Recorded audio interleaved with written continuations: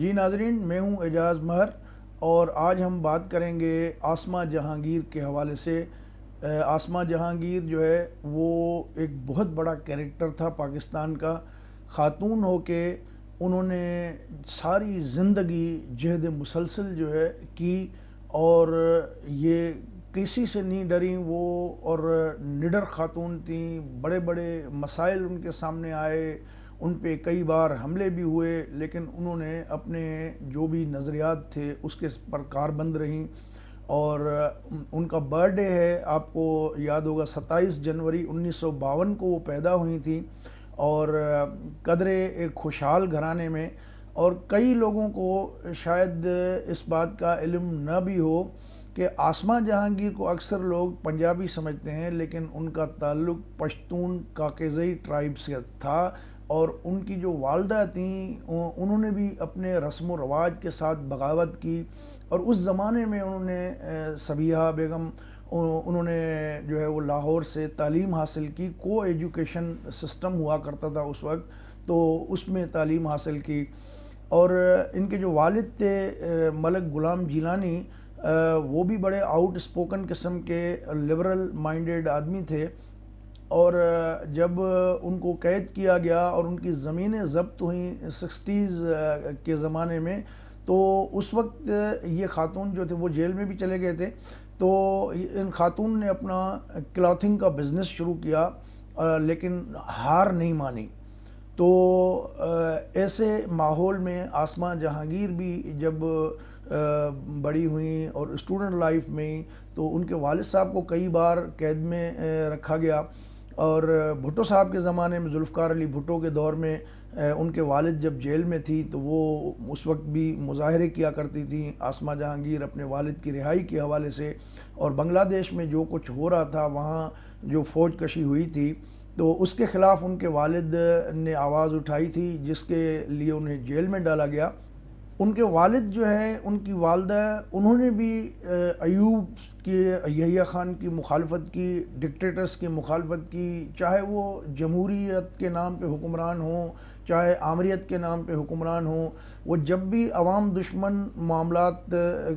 کا مسئلہ آتا تھا، یا رول آف لا کی بات آتی تھی، یا جمہوریت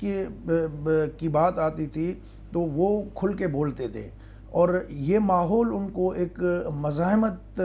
کریکٹرز جو ہے، یا ان کی تربیت جو ہے، وہ ان کو گھر سے ہی ملی، ان کے والدین سے ہی ان کو یہ پلے پڑی تھی۔ تو ضیاء الحق کے زمانے میں آسمہ نے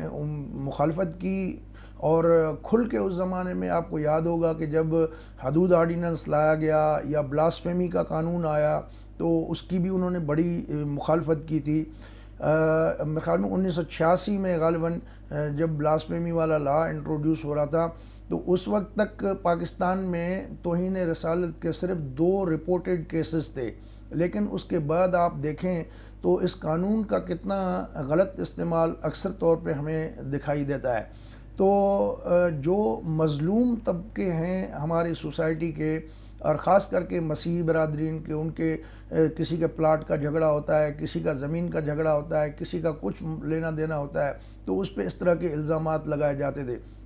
لاہور میں آپ کو یاد ہوگا کہ ایک ہندو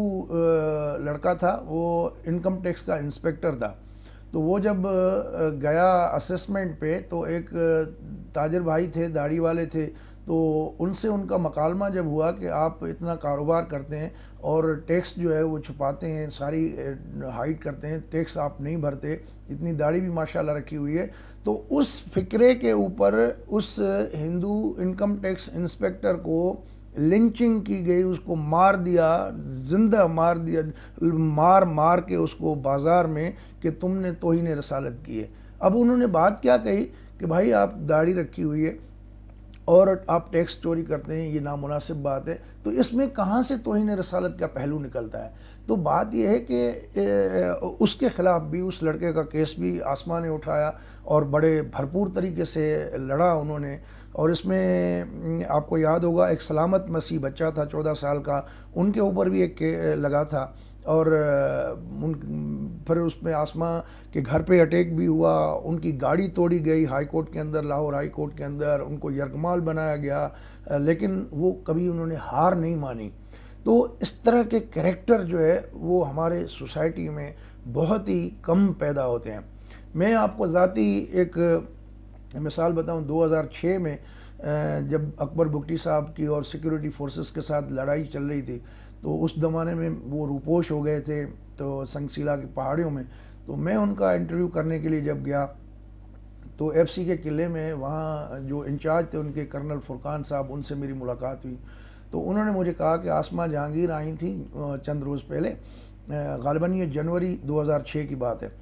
تو وہ جو ہیں اکبر بگٹی سے ملی اور ان کو 3 بکسے جو ہے نا پیسوں کے بھر کے دیے اکبر بگٹی نے، اور تب جا کے آسما جہانگیر شور مچا رہی ہے کہ جی یہ انسانی حقوق کی وائلیشن ہے، یہاں ایمنسٹی کو آنا چاہیے، یہاں دیگر جو انسانی حقوق کی تنظیمیں ہیں ان کو ایکسس ملنا چاہیے ڈیرہ بگٹی میں۔ تو میں نے اپنا مائک نکالا، میں بی بی سی میں تھا، تو میں نے کہا جی کرنل صاحب ابھی آپ فرما رہے تھے، تو ان صاحب نے کر کے میرا مائک بند کرایا اور کہا کہ نہیں یہ آپ اپنی طرف سے چلاؤ۔ تو میں نے کہا بھائی اتنا بڑا آپ الزام لگا رہے ہو، آپ ذمہ دار آدمی ہیں، اگر آپ آن ریکارڈ کہیں گے تو میں آپ کو کوٹ کر کے چلا دوں گا، لیکن انہوں نے کہا نہیں مجھے کوٹ نہیں کرنا ہے، تو بہرحال جو ہے آپ اپنی طرف سے چلائیں۔ تو خیر آسما جہانگیر بھٹو صاحب کے دور میں ان قید ہوئیں، لیکن جب ضیاء الحق کے خلاف پھر ایم آر ڈی کی موومنٹ چلائی بے نظیر صاحبہ نے، تو اس وقت وہ ان کے ساتھ بالکل شانہ بشانہ کھڑی تھیں۔ تو مقصد ان کی کوئی ذاتی یہ چیزیں نہیں تھیں، وہ ایک نظریات کے پیچھے ایک وسیع تر ایک جو ان کی تھے خیالات سوسائٹی میں تبدیلی کے حوالے سے، اور ہمارا جو مرد زدہ معاشرہ ہے اور مذہب زدہ معاشرہ، ایسے ماحول میں رہ کے انہوں نے جو ہے وہ تنگ نظر سوچ کے ساتھ جدوجہد کی، لڑائی کی اور اپنی ایک شناخت بنائی۔ اس ملک میں انسانی حقوق کمیشن کی وہ بانی چیئرمین بھی رہیں، اور انہوں نے اپنی بہن حنا جیلانی کے ساتھ مل کے پاکستان میں پہلی وکلا کی جو ہے وہ خواتین وکلا کا چیمبر قائم کیا، اور بے تحاشا ان کو مشکلات رہیں، لیکن اس کے باوجود بھی انہوں نے ہار نہیں مانی اور وہ اسٹرگل ساری زندگی انہوں نے جو ہے اپنی جاری رکھی۔ تو 1986 میں غالباً انہیں جلاوطن بھی ہونا پڑا، سوئٹزرلینڈ میں رہیں وہ 2 سال، پھر 88 میں ضیاء الحق صاحب کا جو یہ طیارہ پھٹا، اس کے بعد پھر وہ الیکشن بھی شروع ہوئے، تو 88 میں پھر وہ واپس آ گئیں، اور سپریم کورٹ بار ایسوسیشن کی وہ پہلی خاتون صدر بھی رہیں۔ آسما جہانگیر کو جو ہے پیپلز پارٹی نے بھی آفر کی تھی کہ سینیٹرشپ کی، اور مسلم لیگ نون نے بھی آفر کی تھی، لیکن ان دونوں کو انہوں نے ریفیوز کر دیا تھا۔ انہوں نے کہا تھا کہ وہ وکیل ہیں، وہ مظلوموں کی آواز جو ان کی ایک شناخت ہے وہ سیاست میں نہیں آنا چاہتی، وہ اپنے پلیٹ فارم سے پروفیشن میں رہ کے اپنی جدوجہد کر کے جو کچھ کر سکتی ہیں وہ انصاف دلانا چاہتی ہیں۔ تو انہوں نے خواتین کی ہراسمنٹ کے حوالے سے جو ہے وہ بڑا آواز اٹھایا، اس پہ بھی انہوں نے کام کیا، اور آپ کو یاد ہوگا کہ جب لاہور ہائی کورٹ نے یہ فیصلہ دیا کہ ولی کے بغیر کوئی لڑکی شادی نہیں کر سکتی، تو اس پہ بھی آسما جہانگیر ڈٹ گئی تھی، اور انہوں نے کہا کہ یہ کسی بھی شہری کا بنیادی حق ہے کہ وہ اپنا فیصلہ زندگی کا خود کرے، اور اس میں ولی کی مرضی جو ہے اس کی شرط نہیں رکھنی چاہیے۔ تو یہ بھی بہت بڑا ایک اس وقت ایشو بنا تھا۔ انہوں نے جب سے آنکھ کھولی اور آخر تک زندگی کی 11 فروری 2018 کو ان کی ڈیتھ ہو گئی تھی، برین ہیمریج ہو گیا تھا ان کا لاہور کے ہاسپٹل میں، تو اس وقت تک جو ہے انہوں نے اپنی جہد مسلسل جاری رکھی، اپنی ایمانداری کے ساتھ، اپنی محنت کے ساتھ، بہادری کے ساتھ جو ہے وہ اسٹرگل جو ہے قائم۔ ان کو غدار کے لقب بھی دیے گئے، اور ہر قسم کی تہمتیں ان پہ لگیں کہ یہ فارن ایجنٹ ہے، انڈین ایجنٹ ہے، اس طرح کے بہت سارے چیزیں بھی ہوئیں، لیکن ان کی پرواہ کیے بغیر وہ چونکہ اپنے ضمیر کو جواب دہ سمجھتی تھی، تو اس پہ she was satisfied whatever she has done in her life. So really it was a proud for all of us. وہ یاد ہوگا کہ جب افتخار چودھری کو پرویز مشرف نے نکالا تو اس تحریک کو بھی انہوں نے لیڈ کیا، اعتزاز احسن نے ان کو ساتھ مل کے اور اس کو پایہ تکمیل تک پہنچایا. اس دوران ان کو بڑی پیشکش ہوئی کہ بھئی آپ کو یہ عہدے دیتے ہیں، پیسے دیتے ہیں، آپ تحریک سے علیحدہ ہو جاؤ، لیکن انہوں نے کہا کہ نہیں. وہ اپنی ڈٹی رہیں اور اس تحریک کو انجام تک پہنچایا. پھر یہ اور بات ہے کہ اس تحریک کی کامیابی کے بعد عدلیہ نے جو کچھ بھی کیا اس پہ بھی کئی وکلاء صاحبان جو ہے وہ کوسچن کرتے ہیں کہ جو عدلیہ بحالی کی تحریک کے بعد جوڈیشل ایکٹیوزم نظر آیا تو اس میں کچھ تھوڑا انہوں نے اپنے حدود و قیود کا شاید خیال نہیں رکھا. آسمہ جہانگیر نے، آپ کو یاد ہوگا 2005 میں لاہور میں مکس جینڈر جو ہے وہ ایک میراتھن بھی کرائی تھی جس سے انہیں روکنے کی کوشش کی گئی. اس زمانے میں آپ کو پتہ ہے کہ ایک اصطلاح چلی تھی ملا ملٹری کی، تو ان سب لوگوں نے جو ہے وہ مخالفت کی کہ میراتھن نہیں ہونا چاہیے، اور اس میں خواتین بھی تھیں، مرد بھی تھے، ٹرانسجنڈر لوگ بھی تھے، اور اس کو ایم ایم اے کے کارکنوں نے، ڈنڈا بردار، اسلحہ بردار کارکنوں نے جو ہے اس کو روکنے کی کوشش کی. اس میں ہمارے جو سلیوت سے خفیہ ایجنسیوں کے کارندے تھے انہوں نے بھی ان کو روکنے کی کوشش کی، پولیس نے روکنے کی کوشش کی، لیکن وہ اپنے اس پہ اٹل رہیں، اور ان کا کہنا تھا کہ خواتین پہ جو تشدد ہوتا ہے اس کے خلاف ایک آگہی کی یہ مہم ہے، تو اس سے وہ پیچھے نہیں ہٹیں گی. اور اس حد تک بھی ہوا کہ اس میراتھن میں جو ہے آسمہ جہانگیر کے ان پولیس والوں نے، ان پتہ نہیں کس نے ان کے کپڑے پھاڑ دیے تھے، اور وہ روڈ کے اوپر اس کو جو ہے وہ خاتون کو جو ہے وہ برہنہ کرنے کی کوشش کی گئی، اور وہ کافی حد تک ہوئی بھی اس میں. تو اس کے باوجود بھی انہوں نے ہار نہیں مانی، یعنی کہ وہ اپنی ذات سے اوپر سوچتی تھیں، وہ ایک اجتماعی سوچ رکھتی تھیں کہ جو سول لبرٹیز ہیں، جو شہری آزادیاں ہیں، اس پہ کبھی وہ کمپرومائز کرنے کے لیے تیار نہیں ہوتی تھیں. انہوں نے اپنی زندگی میں ویسے تو بہت سارے پیپر بھی پڑھے، اور یو این کی اسپیشل رپورٹر بھی رہیں، ایران کے حوالے سے اسپیشل رپورٹر رہیں، اور انسانی حقوق کے حوالے سے کئی ان کو دنیا بھر سے اعزازات ملے. امریکہ، کینیڈا، سوئٹزرلینڈ، وہاں کی جو بڑی بڑی یونیورسٹیز ہیں، کالجز ہیں، لاء کالجز ہیں، انہوں نے ان کو ڈاکٹریٹ کی آنرری ڈگریز بھی عطا کیں. تو ان کو زندگی میں بے تحاشا ایوارڈز بھی ملے. یہ بھی ان کے کریڈٹ میں ہے کہ وہ شاید پہلی امرتیا سین لیکچر کا جو ہے اعزاز حاصل ہے انہیں لندن اسکول آف اکنامکس میں جا کے انہوں نے لیکچر دیا کہ جو مذہبی عدم برداشت ہے اور جو سول لبرٹیز ہیں وہ کیسے جو ہے اس پہ کمپرومائز ہو رہی ہیں. تو ایسا نہیں ہونا چاہیے معاشرے میں. جو مذہب ایک انسان کی ذاتی زندگی سے تعلق رکھتا ہے، اس کو کسی پہ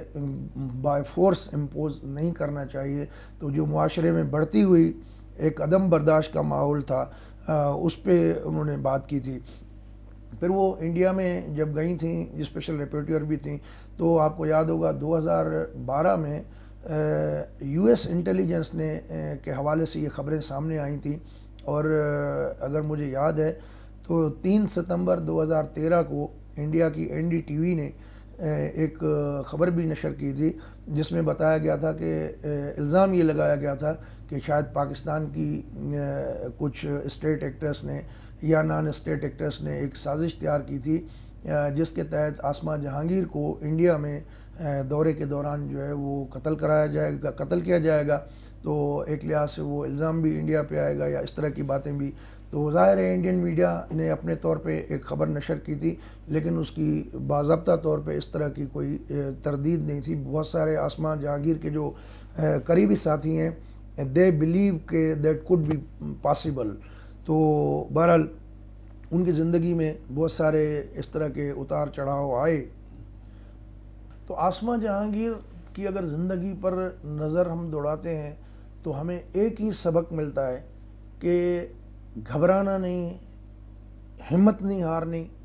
اور سچ کا ساتھ دامن نہیں چھوڑنا، چاہے اس کی کوئی بھی قیمت ادا کیوں نہ کرنی پڑے. تو یہ ان کے زندگی کے اصول جس پر وہ کاربند رہیں، عمل پیرا رہیں، ان کو زندگی میں امر بنا دیا. اب وہ ہم میں نہیں ہیں گو کہ، لیکن ان کی ایک لمبی جدوجہد، ان کی ایک اپنے اصول کی خاطر جو لڑائی، بے خوف ہو کے لڑائی لڑنا، خاتون ہو کے وہ جو ہے وہ ججوں، جرنیلوں، جرنلسٹوں سب کے ساتھ جو ہے وہ لڑ پڑتی تھی. جو حق ہوتا تھا وہ حق بات کہنے سے ڈرتی نہیں تھی. تو یہ ان کا ہم سب کے لیے ایک پیغام بھی ہے کہ اگر ہم ان کو اس کو فالو کریں تو ہم بھی ان کی طرح کم از کم نہیں تو ان سے تھوڑا کم اپنا نام کما سکتے ہیں. دیکھو یہ زندگی 60-65 سال کی نارمل ایوریج ہے. اس میں جو کچھ آپ کرتے ہیں، جو آپ کا کردار ہوتا ہے، وہ کردار زندہ رہتا ہے، برسوں صدیوں تک وہ کردار زندہ رہتا ہے. لیکن مرنا تو ڈیتھ بیڈ پہ ہی ہوتا ہے، وہاں بھی مر جائے گا انسان. روڈ حادثے میں بھی کوئی مر سکتا ہے، لیکن اپنے اصولوں کی خاطر اسٹرگل کر کے اگر کوئی جاتا ہے تو وہ تاریخ میں ہمیشہ امر رہتا ہے. تو حبیب جالب کا غالباً وہ ہے کہ ڈرتے تھے بندوقوں والے ایک نہتی لڑکی سے. اکثر طور پہ یہ سمجھا جاتا ہے کہ بے نظیر صاحبہ کے لیے یہ شعر کہا گیا تھا حبیب جالب کا. اگر آسمہ جہانگیر کی زندگی کے اوپر بھی اس کو فٹ کیا جائے تو میرے خیال میں کہ اس میں بڑھاوا نہیں ہوگا. اور حضرت شاہ عبداللطیف بھٹائی رحمۃ اللہ علیہ کا ایک شعر ہے، جاں جاں ہویس جیری ورچی نہ ویٹھی، ونی بھوئیں پیٹھی ساری دیکھے سجنے. یعنی جب تک وہ زندہ تھیں وہ کبھی خاموش نہیں رہیں، مسلسل اسٹرگل کرتی رہیں. اور جب وہ وطن کی مٹی میں مل گئیں تو بھی اپنے لوگوں کے لیے انصاف مانگتی رہیں، حقوق، رول آف لا کی جو ہے وہ پکارتی رہیں. اور وہ سب سے بڑے جتنے بھی حکمران تھے، چاہے جرنیل ہو یا جج ہوں یا جمہوریت پسند ہوں، انہوں نے جب بھی رول آف لا کی خلاف ورزی کی تو یہ ان کے لیے للکار بنی. اچھا لگے تو یہ ضرور شیئر کریں اور ہمارے چینل کو سبسکرائب بھی کریں، اور جو بیل بٹن ہے اس کو بھی دبا دیں تاکہ آئندہ جو بھی ویڈیو اپلوڈ ہو تو وہ آپ کو پہلے پتہ چل جائے. بہت بہت شکریہ.